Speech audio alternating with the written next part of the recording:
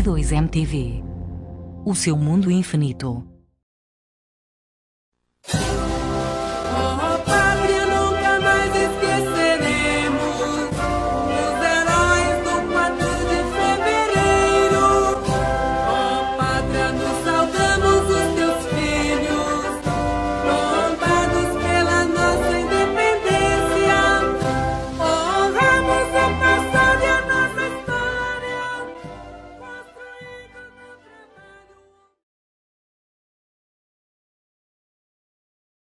Seja bem-vindo, caro telespectador que nos acompanha a partir de Angola, Moçambique e Guiné-Bissau. Estamos na TV Cabo, na posição 202 e também no Instagram, Facebook e YouTube. Hoje é dia 4 de fevereiro, dia de feriado nacional, alusivo ao início das lutas armadas. Para saudar esta data, se não mesmo celebrar esta data, convidamos ilustres figuras aqui na mesa redonda para podermos relembrar as intenções dos nacionalistas angolanos sobre o dia 4 de fevereiro de 1961. Ao meu lado direito está o historiador, antropólogo e professor Filipe Vidal. Seja bem-vindo. Muito obrigado, caro jornalista. E do meu lado esquerdo está o historiador e professor Fernando Socaiela. Seja bem-vindo. Muito obrigado. Para começarmos mesmo já a conversa sobre esta data, 4 de fevereiro, gostava de saber do nosso historiador e antropólogo, professor Filipe Vidal, o que significa o 4 de fevereiro para os angolanos? Bom, o 4 de fevereiro ele tem um significado extremamente, primeiro, simbólico, na nossa consciência coletiva, tendo em conta os últimos grandes acontecimentos históricos ocorridos no nosso continente, não é? Porque isso foi um problema que se deu em todo o continente. Estou a falar de acontecimentos de há 500 anos, 200, 100, 90 anos atrás. Falo concretamente, primeiro, do tráfico de pessoas humanas, não é?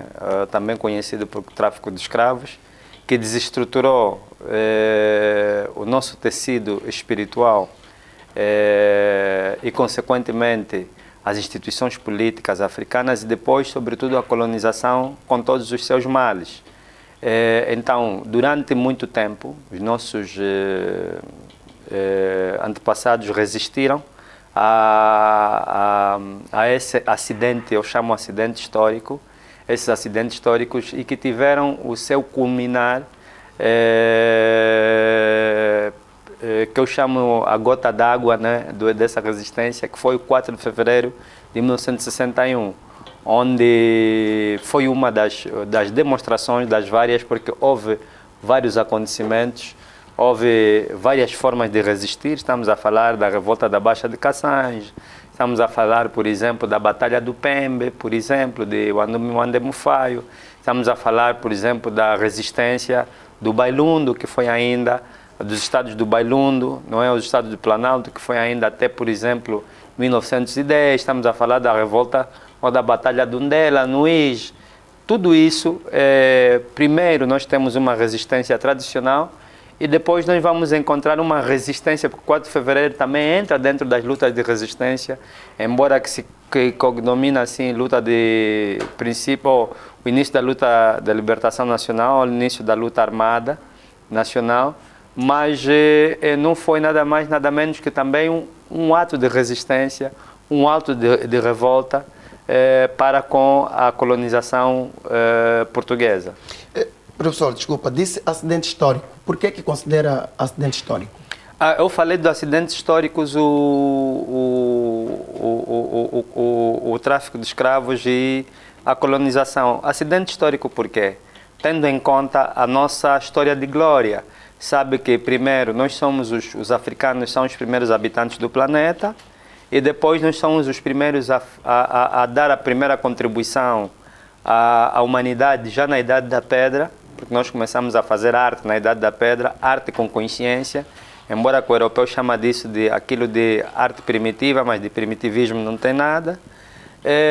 E depois nós vamos dar a segunda contribuição, ainda no fim da Idade da Pedra, com a antiguidade, com as civilizações do Kerma, o Kemet, o Anúbia, etc. E mesmo na Idade Média, os primeiros estados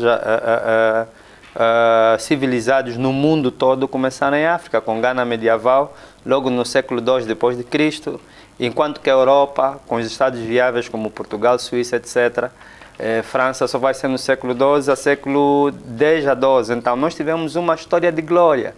Então, tendo em conta toda essa nossa história de glória, penso que acontecimentos como o tráfico de escravos, como a colonização, foram acidentes históricos que nos retiraram esse protagonismo, vamos dizer, porque os africanos tiveram protagonismo em vários momentos da história e nós deixamos de ter esse protagonismo a partir do momento que o português chegou aqui em 1482. Ok. Fernando Socoguela, qual é a sua visão, qual é o significado que tem sobre o 4 de fevereiro, nesse contexto, os angolanos? Bom, primeiramente, o 4 de fevereiro marca um momento de glória na história do nacionalismo moderno angolano, porque a afirmação do 4 de fevereiro, que vai representar um momento de ruptura e também de tomada de consciência entre a consciência clara angolanizada e a consciência portuguesa, não é? Vai representar igualmente uma forma de ruptura, não só em Angola, mas no Império Colonial Português, uma vez que nas colônias portuguesas da África, Angola foi a primeira colônia que rompeu com o colono português. Nesse caso, o 4 de fevereiro assinala um momento de bravura, um momento de exaltação do nacionalismo, mas também o corte umbilical entre o colonizador português e as suas colônias africanas. Por outro lado, o 4 de fevereiro, embora é assinalado na narrativa da história angolana oficial como sendo o início da luta armada, esta é uma tipificação que tem acolhimento de cunho partidário, uma vez que não engloba a consciência nacionalista, nem sequer faz parte dos cânones de uma história inclusiva. Na medida em que os atores que perpetuaram o 4 de fevereiro e os módulos com os quais se operou esta ação fica ligeiramente distante daquilo que se pode considerar por guerra de libertação, uma vez que o conceito de guerra nos é apresentado por um filósofo alemão, von Clausewitz, que define a guerra como sendo mais do que a continuação da política por outros meios, também entende que a guerra é uma demonstração de força entre dois grupos hostis belicamente equiparados, né? Ou seja, os grupos que entram em guerra têm que estar militarmente equiparados. E no 4 de fevereiro nós assistimos um grupo de nacionalistas que atacava com katanas, nesse caso armas brancas, e do outro lado nós tínhamos então um grupo portugueses que defendiam com armas de fogo. Há aqui uma desproporção em termos bélicos e também a classificação de guerra tem muito que ver com a abrangência geográfica da zona de conflito, não é? Para não confundirmos guerra com escaramuças. E que se compararmos o conceito de guerra à luz da filosofia alemã de Clausewitz e aplicarmos para a realidade do 4 de fevereiro, ficamos distantes. Mas se transportarmos isto para o 15 de março, também de 1961, não é? Ficamos ligeiramente mais próximo do conceito, uma vez que no 15 de março nós tivemos das duas partes exércitos militarmente equipados com armas de fogo. E a dimensão geográfica da abrangência do fenômeno como tal é também muito extenso, uma vez que o 15 de março estendeu-se para quase todo o norte de Angola. Incendiou-se as províncias do Uíge, Zaire, até parte do norte de Malange, não é?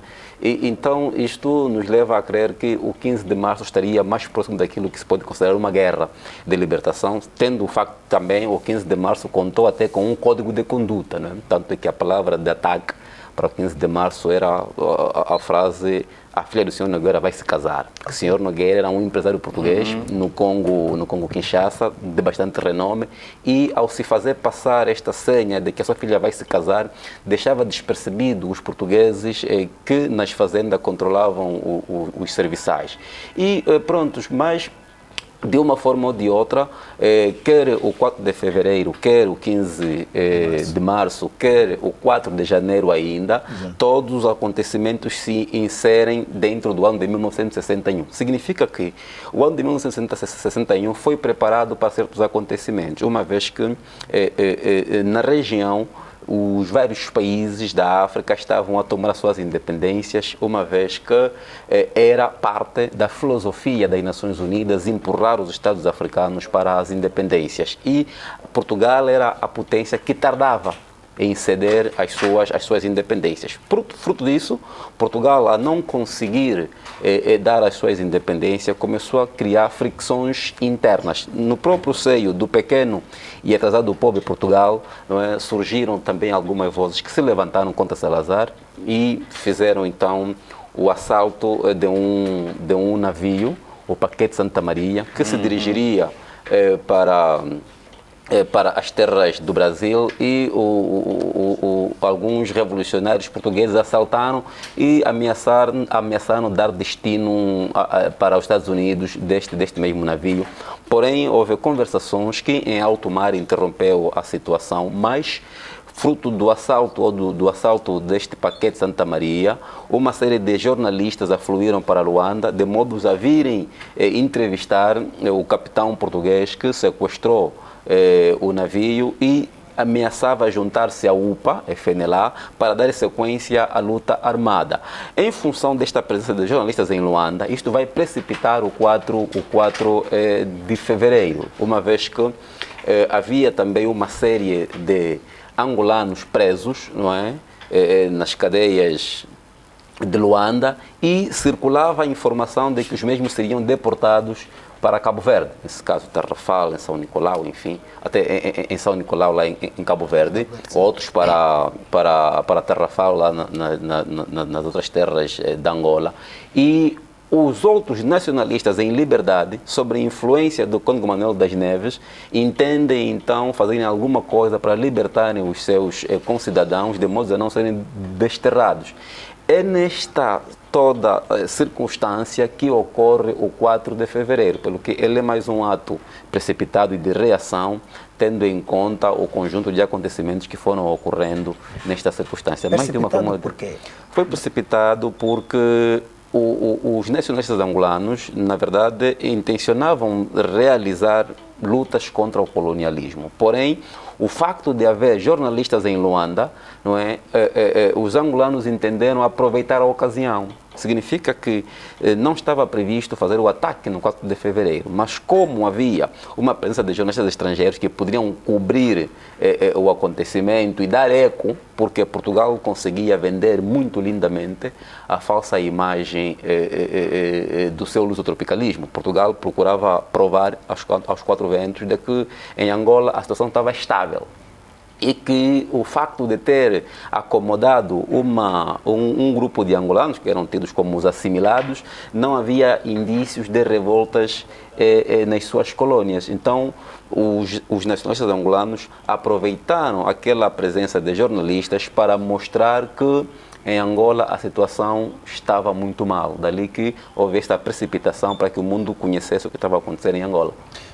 Professor Felipe Vidal, em tempos atuais, como é que nós podemos comemorar o 4 de fevereiro?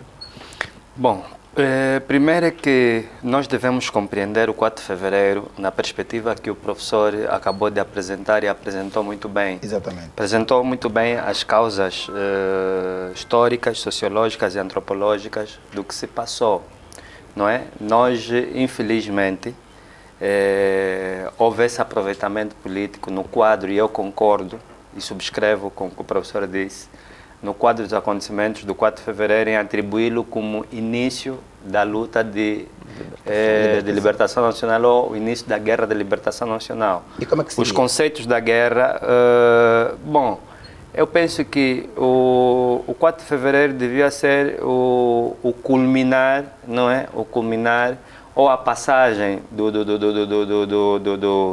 do pré-nacionalismo angolano para o nacionalismo moderno, porque nesse território que é hoje Angola houve várias fases do nacionalismo. Nós pensamos que o nacionalismo começou com o presidente Agostinho Neto, com o presidente fundador da UNITA, Dr. Jonas Savimbi, e o presidente fundador da FNLA, Dr. Oden Roberto. Não, eles foram o culminar. Nós temos, a minha visão histórica é que houve 3 a 4 fases. A primeira fase foi o proto-nacionalismo angolano, quando, por exemplo, Vita Kanga se levanta. Quando Vita Kanga se levanta e luta na Batalha de Ambuila, e até foi necessário buscar um português para aniquilá-lo, não é? Porque um português brasileiro para aniquilá-lo aqui em Ambuila, e depois a sua cabeça ser enterrada na igreja de Nazaré. O capitão Cerqueira de Lopes. Exatamente, Cerqueira de Lopes. Tem um largo em homenagem a ele. Um largo em homenagem a ele. E quer dizer, falou muito bem o professor Cerqueira de Lopes enfim, infelizmente, eu sou xará dele, o Arthur Vidal de Negreiros, não é? Certo. Que embalsamou a cabeça e trouxe, então. É complicado nós ainda venerarmos esse indivíduo aqui na cidade, não é? Então, este é o período do proto-nacionalismo. E depois vamos ver, por exemplo, Kimpa Vita, e vamos ver o pai de Nzingambandi, sobretudo o Rengola Quiluange. O Rengola Quiluange disse, olha, não quero aqui a presença de português nenhum no meu estado, e combateu, houve guerras, por isso é que houve a Batalha de Massangano, não é? Então, esse é o proto-nacionalismo. E esse proto-nacionalismo ele vai finalizar com aquilo que o professor Mário Clinton, no seu livro Angola Livre, chama de primeira aliança inter-africana em Angola, entre o Estado do Ndongo e do Congo se uniram contra os portugueses. Depois vamos entrar no período do pré-nacionalismo, que vai começar com a Mwene Nzingambandi, que faz a segunda aliança inter-africana, e entram todas as lutas de resistência, até as últimas aqui da Batalha do Pembe, a Batalha do Ndela, os estados do Bailundo, onde esteve o avô do Dr. Jonas Malheiro Savimbi, o mais velho Sacaíta, que disse, olha, nós perdemos a guerra porque nos faltou a pólvora. Se nós lemos Jeff Briglander, ele vai dizer, ele mostra, quando entrevistou o Dr. Jonas Savimbi, o Dr. Jonas Savimbi cresceu mais com o avô do que com o pai, e o avô lhe disse, olha, quando chegar a tua vez, não deixa acabar a pólvora. Então, há aqui uma luta de resistência. Depois entramos e depois esse pré-nacionalismo vai ter um interregno, vai ter aí um terceiro período, que é o período de tomada de consciência intelectual, aonde os assimilados vão começar a escrever, como o mais velho Assis Júnior. Pela primeira vez, quem fala de independência em Angola, independência política, é Assis Júnior, que faz um artigo, não é? Penso que num jornal em Benguela, ele faz isso. Depois o mais velho, Fontes Pereira. E entramos no período das ligas. Por que surge a Liga Nacional Africana? Quem conhece o projeto da Liga Nacional Africana a fundo sabiam que estavam a preparar a independência, mas queriam uma independência sem sangue, queriam uma independência menos corrosiva como a que nós tivemos. Infelizmente, disse bem o professor, Portugal não teve essa visão. A visão de Salazar era muito tosca. Não é? Mandou aqui um outro grande sequaz, que é o Norton de Matos. Norton de Matos fez a primeira e depois lhe mandou a segunda vez aqui e estragou completamente o projeto dos africanos fazer uma independência menos dramática, menos corrosiva. Então, quando vêm os movimentos políticos partidários, e esses movimentos vêm por quê? Vêm também dentro do nacionalismo, porque primeiro quem surge é a UPA. A UPA surge para quê? A UPA surge para levantar novamente o Império do Congo. Por isso é que era primeiro União das Populações do Norte da Angola. Mas depois disseram, pá, nós não estamos aqui sozinhos, temos outra, então União das Populações da Angola. Depois vem o MINA, não é? Vem o MIA. O MPLA vem alguns anos mais tarde que a FNLA e o MINA. E só depois a UNITA, não é? Então, essa questão do 4 de fevereiro como início da luta armada, para nós os historiadores, não é, que estamos um bocadinho comprometidos com, vamos dizer, com o compromisso da investigação. Não vou dizer com o compromisso da verdade, senão vamos dizer que nós estamos armados em donos da verdade. E não somos os donos da verdade, realmente. Mas deveria ser um projeto consensual de todos. E quem ler, para terminar essa parte, quem ler O Leão e a Raposa, de John Kennedy, e o livro é O Leão e a Raposa, John Kennedy e Salazar, não é? de um escritor português, esqueço-me o nome agora, mas é um livro que nós deveríamos ver, deveríamos ler. Ele expressa muito bem que houve um aproveitamento de alguns setores políticos para se dizer que o 4 de fevereiro é o início da luta de libertação nacional. E aí concordo com o professor, sim, quando diz que o movimento 4 de fevereiro foi um bocado precipitado porque aproveitou-se, não é? Queria-se, sobretudo, dar a entender, porque também nós estávamos muito mal aqui. A PIDE estava... Mas quem fez aproveitamento deste... Foram os nacionalistas. Mas é preciso dizer que quem foram esses nacionalistas que criaram o 4 de fevereiro? Esses nacionalistas eram nacionalistas que eram afetos à FNLA, porque é a FNLA da facção Rosário Neto, a partir de Malange, porque as katanas entram a partir de Malange, não é, professor? Certamente. Entram a partir de Malange e essas katanas são entregues ao cônego Manuel das Neves, porque o MPLA nessa altura não estava enraizado aqui dentro, não era possível. Os únicos que estavam enraizados aqui eram a FNLA e o MINA, onde estavam o mais velho, Paiva Domingos da Silva, Imperial Santana, Pedro Pacavira. Esses todos eram do MINA, que depois se transformou no MPLA do interior, porque havia um MPLA do exterior, em Conacre, não é? Onde estavam os mais velhos, grandes nacionalistas, e lutaram e fizeram muito pelo país, como o Mário Pinto de Andrade, Viriato da Cruz, etc., a lutar em Conacre, não é? Certo. Então, viu-se esse acontecimento, o MPLA não esperou. E em política... Desculpa, há também agravante nesta altura. O MPLA já tem uma relação próxima com a Aline Diop, que era o diretor do jornal Presença Africana. Exatamente. Então, o MPLA, com essa aproximação que tem da imprensa, conseguia aproveitar, divulgar os fatos que ocorriam em Angola como se fosse de sua autoria. Depois tem também o facto do MPLA na altura estar ligado, está muito próximo com a historiadora e fotógrafa italiana, Conchila.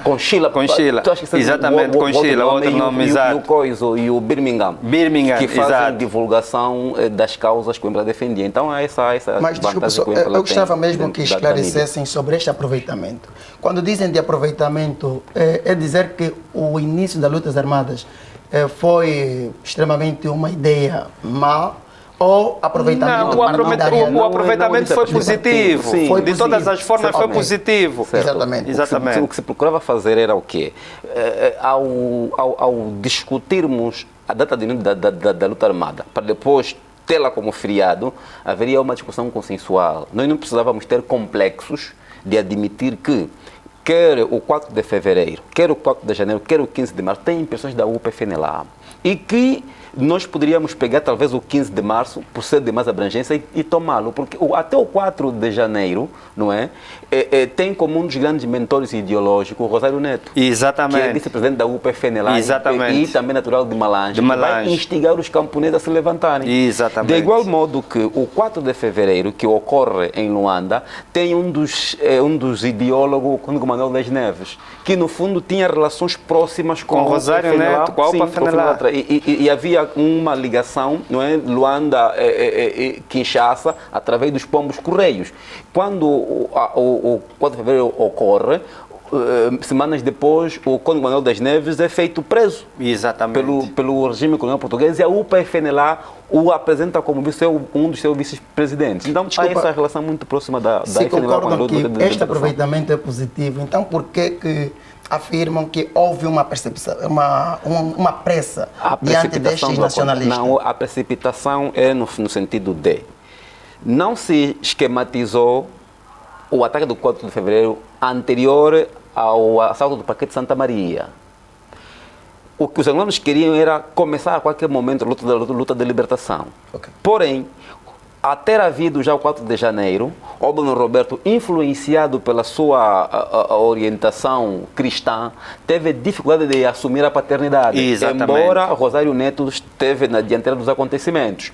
Então, o MPLA, não é, tira vantagens aqui quando divulga em seu nome, uma vez que a haver presença de jornalistas em Luanda, eles entendem que havendo ordem ou não de Kinshasa, ou seja, de ordem do Roberto, nós vamos atacar as cadeias para libertar os angolanos e os jornalistas vão divulgar. Então, a precipitação é neste sentido, quer dizer que não houve uma cadeia central de comando a partir de Kinshasa que orientasse os ataques. Como aconteceu com 15 de março, por exemplo. 15 de março foi bem mais estruturado, foi mais bem pensado, não é?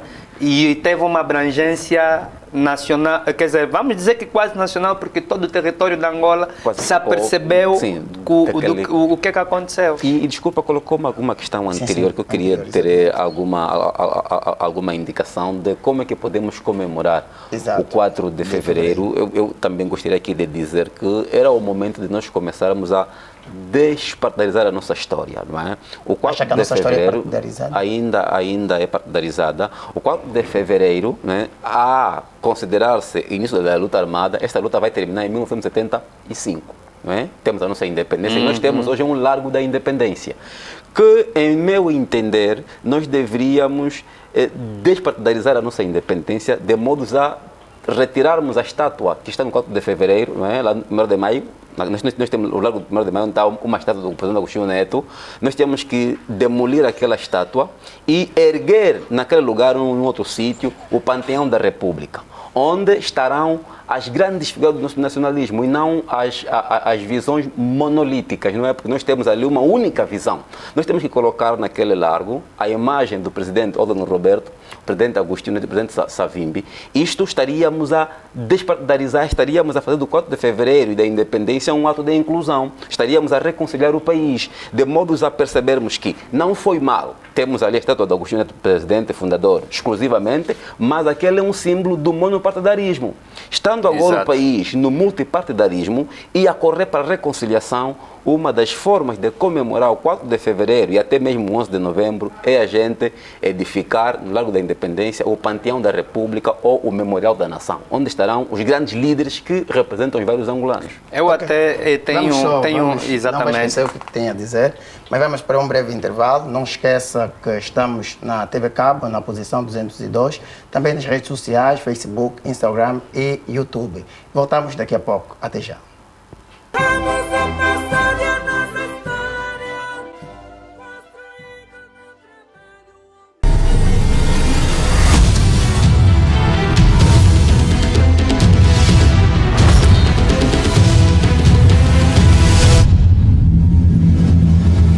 Olá, eu sou Etelvina Armísio, apresentadora do canal E2 MTV. Eu sou Menayan Caleb Carlos, funcionário da E2 MTV. Eu sou Miguel Vinda, da área de informação da E2 MTV. Sou Teca Sozinho, estou na E2 MTV. Eu sou Manuel Carvalho, produtor. Eu sou Afonso Conde, responsável pela área de marketing. Eu sou Eliseu Pacheco, técnico da E2 MTV. Eu sou a Formosa Luiz, apresentadora deste canal. Eu sou o Mechaco Miranda, operador da câmera. Sou Estova Miranda, o design gráfico. Aconselho-vos a acompanhar o nosso programa na E2 MTV. A E2 MTV tem para si o melhor para lhe entreter e informar. Junta-te a nós. Conto consigo brevemente na TV Cabo. E2 MTV, o seu mundo infinito. E2 MTV, o seu mundo infinito.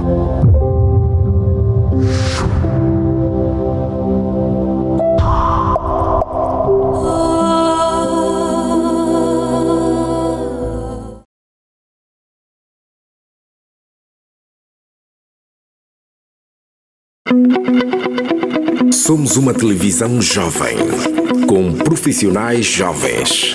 Trabalhamos para todos vocês. A nossa grelha de programação está recheada de informação, desporto e entretenimento. A E2 MTV está totalmente equipada para servir em todo o território nacional. Cobrimos lives e todo tipo de eventos. Quer publicitar a sua marca, produto ou empresa? Entre em contato com a nossa área comercial. e2mcomercial@gmail.com. Ligue 946 43 18 72. Estamos em todas as plataformas digitais. E2 MTV, o seu mundo infinito. Olá pessoal, eu sou Kitengo Kunga, ator e apresentador de TV. Estou com a E2M TV, um projeto de angolanos para angolanos. Acompanhe este grande trabalho dessa juventude nas redes sociais, YouTube, Facebook e Instagram. Venha cá ver o trabalho de jovens angolanos. E2M TV, o seu mundo infinito. Olá família, daqui fala para vocês quem? Talibã. Acompanhe esta televisão que é nossa, puramente angolana, E2MTV. Não só no YouTube, mas daqui a pouco também em outras plataformas. Estamos juntos. Olá pessoal, daqui o mês que está aqui. Hoje estou no E2MTV, uma televisão que fala muito bem todas as coisas que acontecem no país. Melhor TV da Angola, eu já confirmei. Tsunami! Bateu! Olá pessoal, eu sou o Pedro Fernandes, Piduca, tenho 51 anos de idade, sou ator, estou com a E2MTV. Venha conosco. E2MTV, o seu mundo infinito.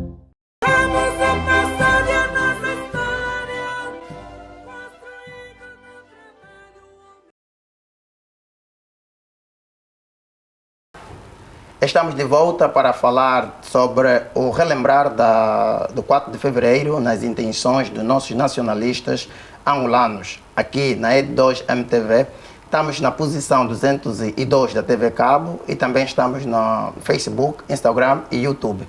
Hoje estamos a falar com o professor, historiador e antropólogo Felipe Vidal e também o nosso historiador professor Fernando Sopaguel. Antes do nosso intervalo, o professor Felipe Vidal queria tecer algumas considerações a respeito da estátua do nosso primeiro presidente da República, Dr. Antônio Agostinho Neto. Sim, favor, eu queria alinhar e mais uma vez com o professor Sacoela pelo seguinte: a nossa história de luta de libertação, o último período, ele foi um período em que nós fomos muito antagonistas. Nossa luta foi antagônica. Era normal que nós antagonizássemos com os portugueses, não é? Aliás, Cheikh Anta Diop, nos seus escritos sobre estratégia de guerra, ele diz que nós não podemos conviver no mesmo espaço com o inimigo, não é possível. Um de nós tem que sair, então o nosso inimigo aqui, na altura, não é hoje que as pessoas me entendam bem, na altura era o português, mas entre nós deveria ter havido mais harmonia. Embora que algumas vezes, e eu tive acesso a esses documentos, o presidente Agostinho Neto tentou fundar a FDLA, que era a Frente Democrática de Libertação de Angola, por iniciativa dele mesmo. Agostinho Neto até houve um momento que ele cedeu que essa frente fosse dirigida pelo presidente Odem Roberto, mas infelizmente algumas coisas não correram bem e o projeto não correu bem, porque queria se unificar a luta. Esses partidos, os movimentos que hoje são partidos, que deveriam hoje também se descaracterizar como movimentos e pensar em ser partidos, não é?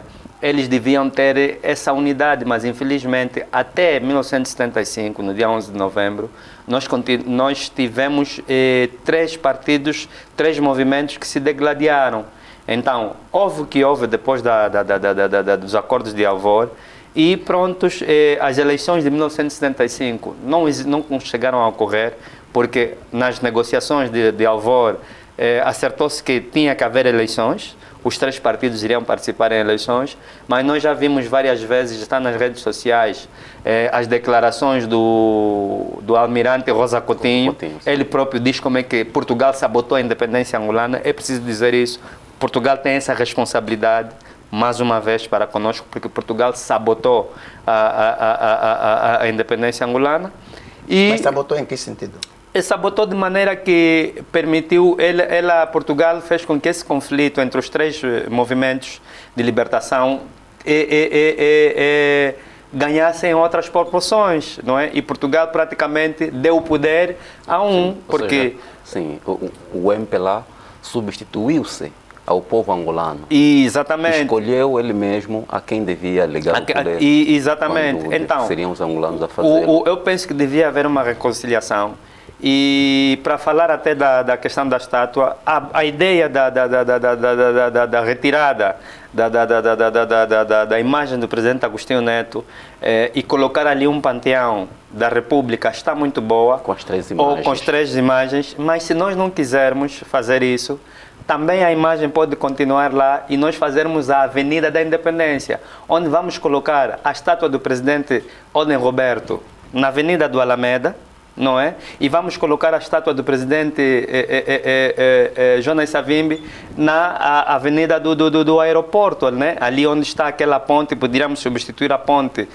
pela estátua e nós faríamos a Avenida da Independência, onde estariam os 3 alinhados. Nós podemos fazer isso. E é possível fazer isso, é necessário fazer isso, é imperioso fazer isso. Só assim, como disse bem o professor, é que nós vamos começar a comemorar bem o 4 de fevereiro. Aí todos nós vamos nos sentir revistos, todas as forças políticas, e mais, é importante dizer que o MPLA, a UNITA e a FNLA, ao liderarem a luta de libertação nacional, não estavam sozinhos.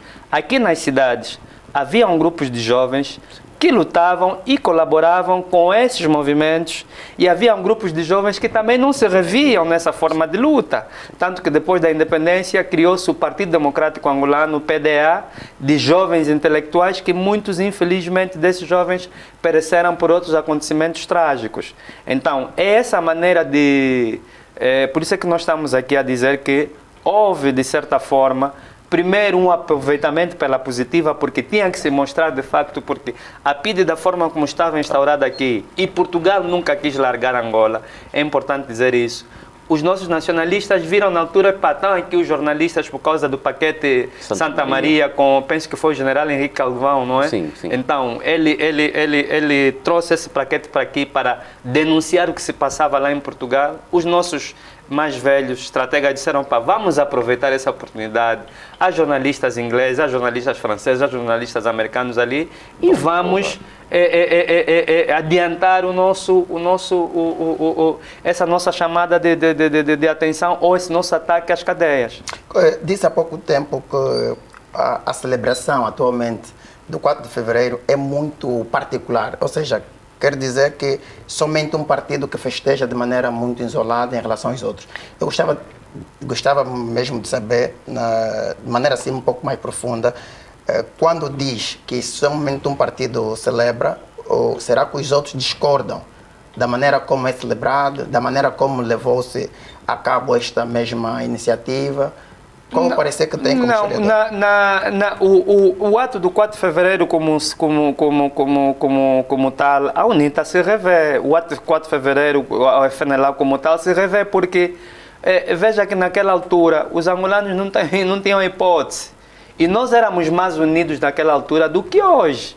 Porque no momento de correr aqui o português, não é? De correr daqui com o português, nós vamos ver que a informação circulava. O professor falou muito bem, havia uns pombos correios que viajavam daqui até no Congo, do Congo até no Bié, iam às vezes até no Cunene, não é? Então, todos esses mais velhos se revêem no ato de coragem que aqueles jovens tiveram, porque foi ato de coragem.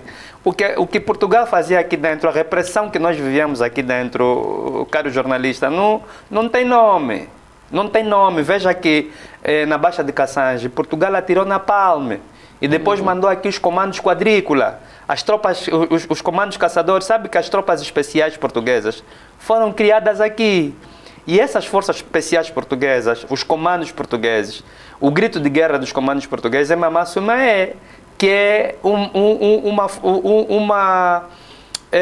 uma palavra nas nossas línguas nacionais. E esses comandos foram treinados para quem? Foram treinados para fazer aqui o terror, criar aqui o terror. E esses quadriculavam o terreno, quer dizer, era 2 metros quadrados, em tudo que cada comando encontrasse em 2 metros quadrados, ele queimava.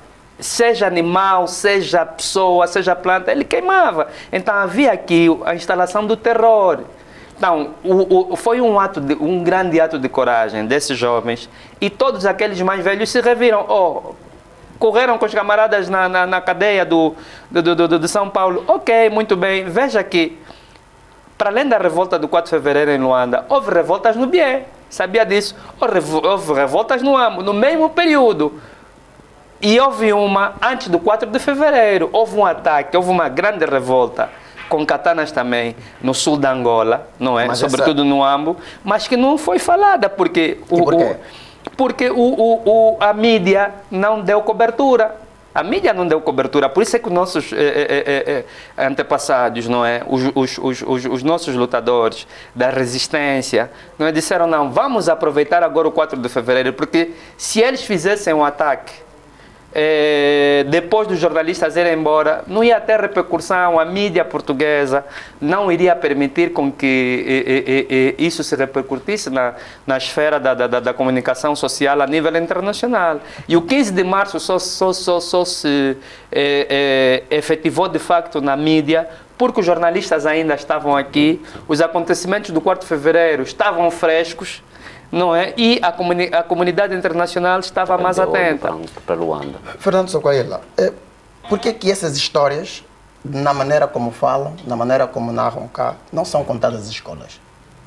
Algum motivo, alguma razão? Há algum motivo. É que a história, enquanto reportador do nacionalismo, ela serve para despertar de forma acelerada ou retardada o patriotismo na mente das populações. E normalmente os Estados, não é, vão doseando, vão fazendo o controlo da forma como se transmitem os conhecimentos históricos. Mas, paulatinamente, as coisas vão sendo mudadas, até porque hoje nós já temos uma classe de historiadores angolanos que escrevem os manuais de história, tanto é que os manuais da 12ª classe, 11ª classe e até a 10ª classe já foi feito completamente por angolanos, né? O que se precisa agora é aos poucos irmos retirando a carga ideológica sobre os conteúdos históricos e dotá-lo de maior carga científica. Mas isso é um processo que se faz também com a continuidade do tempo. Nós ainda temos muitos atores da nossa história vivos, e que o processo de desclassificação dos artigos e contextos históricos leva algum tempo. Então, paulatinamente, nós vamos indo desbravar a nossa história. Por exemplo, as pessoas falam um pouco do nacionalismo no Planalto Central e até são tomados como pouco guerreiros ou pouco lutadores as populações do Planalto, o que também não corresponde à verdade. É que o Planalto Central é uma zona demograficamente excedentária e muito encapsulada para si mesmo.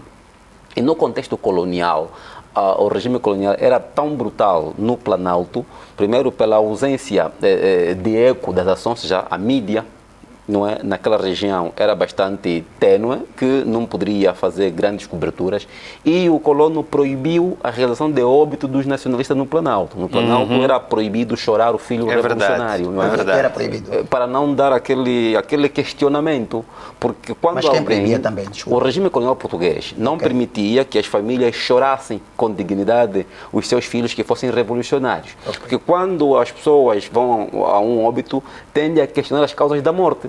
E isso pode levar a um despertar de consciência. Então, no Planalto, quando morresse um revolucionário, era proibido fazer-se óbito. E isso fez com que, durante muito tempo, o nacionalismo no Planalto fosse muito discreto.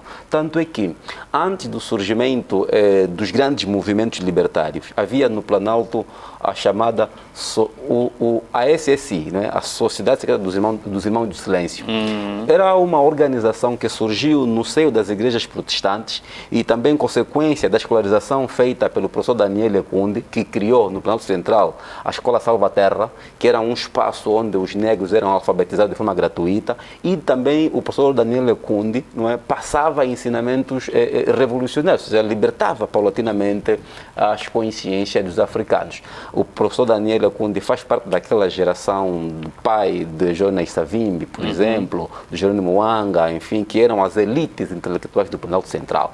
Então, nós tivemos, nas várias partes da Angola, uma série de líderes nacionalistas que nos diferentes momentos lutaram por esta Angola e que hoje já é a altura de nós irmos fazendo da nossa história um espaço de maior reconciliação, não é? Porque enquanto nós pensamos em criar uma avenida da independência, como disse o professor Felipe Vidal, ou mesmo o Panteão da República ou o Memorial da Nação, onde os grandes líderes ficam representados em grande plano, nós temos que encontrar também um espaço em que no pequeno plano vamos representar as outras figuras que fora ou dentro da política política, deram um grande espaço para a nossa libertação. A música Semba, por exemplo, foi a trilha sonora que acompanhou a luta de libertação de Angola. Então era também normal nós pegarmos parte desses músicos que animaram a consciência revolucionária de Angola e elevá-lo à categoria de heróis, não é?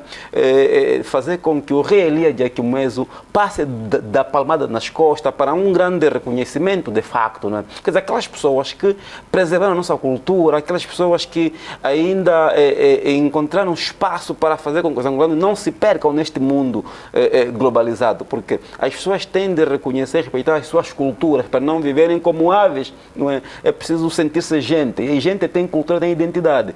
Então nós temos que nos apressar, senão mesmo queimar etapas para poder reconciliar esse país, e ali poderíamos encontrar formas de reconhecer os talentos vários que nas várias partes da Angola contribuíram para que tivéssemos uma independência que hoje nos alegra a todos. Professor Filipe Vidal, o que é que tem contado aos seus estudantes sobre a história angolana? E depois, também gostava que respondesse já, é necessário repensarmos sobre esta data? Bom, eu vou começar pela última pergunta. É necessário repensarmos, sim, como disse bem o professor Sacoyela, porque temos a necessidade de podermos exterminar de uma vez por toda a dúvida que paira entre nós os angolanos. Qual é essa dúvida? Essa dúvida que paira entre nós os angolanos é a desconfiança constante. Nós temos uma desconfiança constante, por quê? Porque nós partidarizamos tudo. Certamente. Não é? Antigamente, ser de Luanda significava ser do MPLA. Ser do BIE e do AMO significava ser da UNITA, e ser do UIG e do Zaire era FNLA como pessoa. Ser do Nambuangongo era ser revoltoso da FNLA ou revoltoso do MPLA. Então, mas nós precisamos acabar com esse estigma, porque Angola é um lugar de todos, para todos, todos contribuíram muito, e nós aqui não estamos, e as pessoas que nos entendam bem, porque as pessoas às vezes também gostam de nos interpretar mal, nós aqui não estamos contra o 4 de fevereiro, foi um ato necessário, certamente, muito necessário, e nós hoje faríamos, se calhar, a mesma coisa. Sim. Não é? A mesma coisa. Então, essa é a primeira questão que nós precisamos fazer, é repensarmos essa data como uma data inclusiva, como uma das datas, e pelo peso que a data teve e a repressão também que esteve, porque temos que falar do depois do 4 de fevereiro. Os portugueses não ficaram assim de mãos cruzadas, não. Os portugueses entraram em casas de nacionalistas, mataram pessoas, algumas pessoas desapareceram até hoje, e foi uma repressão que quase que levou 6 meses. Aqui o autóctone não podia andar na rua, não é? Era visto como turra, bastava alguém dizer, olha, esse também é turra, e pronto. Acontecia o impossível conosco. Então, é importante repensarmos essa data na forma, não por causa dos acontecimentos, mas na forma como ela é apresentada para a juventude hoje, não é? É importante repensarmos essa data como uma forma de conscientizar também a juventude de hoje. Hoje, por exemplo, nós temos ainda várias lutas, porque, infelizmente, as nossas independências foram uma fraude do ponto de vista jurídico, político, econômico, dos europeus para nós. Não é de nós para os europeus, mas é dos europeus para nós. Quem ler o livro, por exemplo, de Susan Williams, com o título de White Malice, a contribuição da CIA para a neocolonização em África, é um livro de 860 páginas, vai ver que as nossas independências começaram a ser comprometidas já na Gênese. Porque os europeus disseram, sim, eles vão ser independentes, mas vão receber mesmo a independência, mas depois das independências vão continuar a nos servir. Nós vamos continuar a perder esse espaço que nos é vital, a ganhar esse espaço que nos é vital. Então, lutávamos, os nossos mais velhos lutavam por quê? Por melhores condições de vida, por melhor tratamento, dignidade, que hoje no sistema jurídico se traduz em quê? Em direitos humanos, direitos fundamentais. Então, não é mesmo isso que hoje continuamos a lutar? Então, é por aí que o 4 de fevereiro devia ser levado. Agora, quem governa precisa saber que você, quando está dentro de casa, é como nós que somos hoje os pais, somos pais, temos filhos. Nós temos que ensinar os nossos filhos a revoltarem-se, no bom sentido. Se tu não ensinas o teu filho a falar contigo, amanhã ele vai falar de qualquer forma. Então você tem que mostrar no filho que você é pai, mas sem imposição de violência. Embora que nós temos um império em casa, não é? Nós, os pais, o pai e mãe são como um pequeno Estado que tem o império da violência, o império da sanção e etc. Mas também tem o império do amor e o império de compreender que esse filho vai crescer, vai ganhar maturidade e vai precisar de espaço para fazer isso e aquilo. Então, o Estado deveria fazer isso, não é? Os partidos políticos hoje deveriam fazer isso, porque ainda têm responsabilidade. Nossa independência é muito jovem. Nós só temos 46 anos de independência, se não me engano, não é? Então, ainda, mas precisamos, como disse o professor Sacoela, queimar algumas etapas, porque estamos muito longe daquilo que nós sonhamos para a independência, sem esquecer que os outros ali atrás ainda nos influenciam. Agora, a primeira pergunta que me faz, o que é que eu tenho ensinado os meus estudantes, é ensinar, a primeira coisa que eu faço aos meus estudantes é ensiná-los a pensar em cima do acontecimento, não só reproduzir o acontecimento, vamos transmitir a história como ela é, não é? De facto, não é? E mesmo até na sala de aulas, temos a oportunidade de desmontar. Hoje há um bocadinho de mais abertura, mais democracia, e a sala de aulas é o primeiro espaço que tem que haver democracia. Nós vamos transmitir a história como ela é, mas ensinamos-los a pensar. Como é que foi o 4 de fevereiro? Será que havia necessidade de fazer um 4 de fevereiro como aquele? Do ponto de vista humano no geral, não. Se os portugueses tivessem um bocado de mais consciência, o que nos mostra aqui, o 4 de fevereiro, há uma coisa que o 4 de fevereiro nos mostra, que o povo europeu é imaturo. O povo europeu ficou aqui 400 anos conosco, não aprendeu a conviver em paz, porque nós lhes recebemos em paz. Não é? Nós já lhes recebemos em paz, não aprendeu a viver em harmonia, levaram as nossas riquezas, primeiro levaram as nossas pessoas e não amadureceram enquanto pessoas, não amadureceram psicologicamente, vamos dizer, naquilo que Carl Jung chama de nos arquétipos, na consciência coletiva. O europeu não amadureceu. Se uma Susan White te escreve um livro com o título A Malícia Branca, ela própria, enquanto europeia, enquanto grande professora universitária que ela é, está a demonstrar a imaturidade que a Europa teve e tem até agora. E nós, apesar da paciência que tivemos, porque o povo africano foi muito paciente. Quando o mais velho, um intelectual como Fontes Pereira e outros escrevem, quando os intelectuais que fizeram as ligas, e a Liga Africana não foi a única aqui. Houve liga no Ambo, houve liga no Lubango, houve liga em Benguela. Quando Norton de Matos acaba com as chamadas os grêmios africanos e permite somente que os grêmios dos mestiços e brancos pró-Portugal continuassem em Angola, ele estava a matar automaticamente a nossa independência. E veja que os nossos mais velhos, quando gritaram pela independência, não foi com katanas, foi na escrita, foi na civilidade. Olha, peguem nas vossas coisas e vão embora. E alguns mais velhos até disseram, olha, alguns de vocês até podem ficar desde que se revejam como angolanos, como africanos nesse território. Portugal não entendeu isso. Nós perdemos a paciência e tínhamos que perder a paciência mesmo, pegar em katanas e combatê-los. Professor Vidal, acha que o Estado português devia indemnizar o Estado angolano? Então, de tudo isso que acabou de abordar. Bom, eu não vejo, nós não precisamos disso, não precisamos do dinheiro deles, porque a Angola é um país imensamente rico e tem pessoas muito inteligentes. A riqueza cria-se. Cometeram muitos erros. O que Portugal devia fazer é pedir desculpas públicas. Pedir mesmo desculpas. Desculpas públicas e mudar a sua política na forma como, às vezes, diplomaticamente nós lidamos. Às vezes, Portugal lida com Angola nas relações diplomáticas como se nós ainda fôssemos uma colônia deles, entende? Estamos aqui a ver o caso, por exemplo, do vice-presidente Manuel Vicente. Portugal chegou a dizer que Angola não tinha capacidade jurídica para julgar Manuel Vicente. Isso é uma ofensa. E gostei, no caso, gostei da posição do chefe de Estado em dizer que se Portugal diz que nós não temos essa capacidade, então não sei se vale a pena nós mantermos as nossas relações, porque Portugal não pode nos tratar como se fôssemos eternas crianças. Portugal aceitou de olhos fechados, não é? Como uma avestruz que se esconde na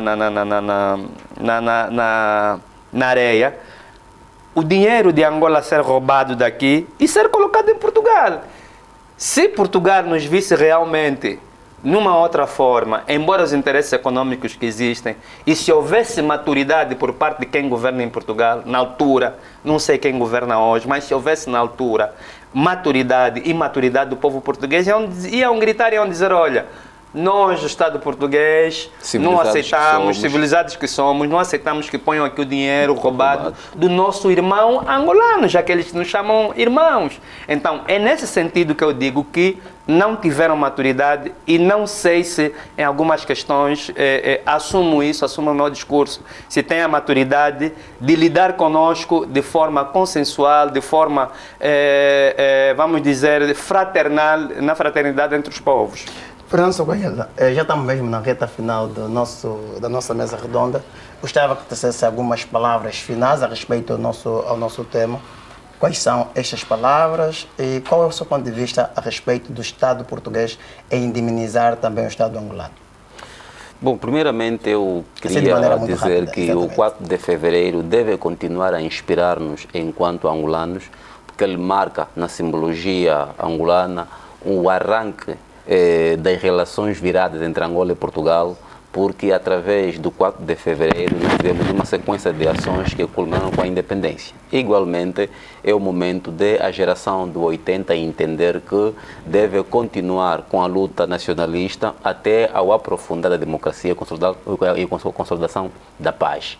E quanto à questão de Portugal, nesse caso, ao pedido, ou como é que Portugal devia relacionar-se com Angola, eu penso, igualmente, tal como o professor Felipe Vidal, que nós merecíamos pedido de desculpas públicas, né? Portugal tinha que se posicionar ante aos males que fez aos angolanos e a Angola, antes ao atraso que legou a Angola e aos angolanos, pedir desculpa publicamente e, doravante, alterar as suas formas de relações diplomáticas que tem tido com Angola e as demais colônias portuguesas em África. Professor Felipe Vidal, últimas palavras sobre o nosso tema. Bom, a questão nós devemos aprofundar a nossa história. Uma nação que não estuda a sua própria história e vou aqui fazer alusão de um grande estratega português, pensador português, para verem que eu não tenho nada contra Portugal, Oliveira Martins. Oliveira Martins, num dos seus escritos, dizia que é importante que um povo se faça forte com o conhecimento do seu próprio passado, com o conhecimento da sua própria história. Nós precisamos passar, embora que sabemos que a política real não é muitas vezes como nós quisemos, mas dentro do cômputo geral de que o nosso Estado angolano hoje está inserido, tanto em África como no mundo todo, nós precisamos ensinar a história como ela é, precisamos aprofundar, como disse bem o professor, a democracia, para chegarmos de facto ao Estado de Direito, para que a democracia que nós fizemos hoje não seja mais uma armadilha. Muito obrigado, professor Felipe Vidal. Muito obrigado. Obrigado, professor Fernando Sogoyela. Muito obrigado. E de dizer também que este é um tema que não se esgota por aqui. Prometemos voltar nas outras ocasiões para poder falar do assunto na mesma dimensão, mas por isso também gostava de relembrar que estamos na TV Cabo, na posição 202, e também nas redes sociais, nomeadamente Facebook, Instagram e YouTube. Muito obrigado por ter nos acompanhado a esse todo momento e esperamos que nas próximas ocasiões contemos novamente consigo. Até já.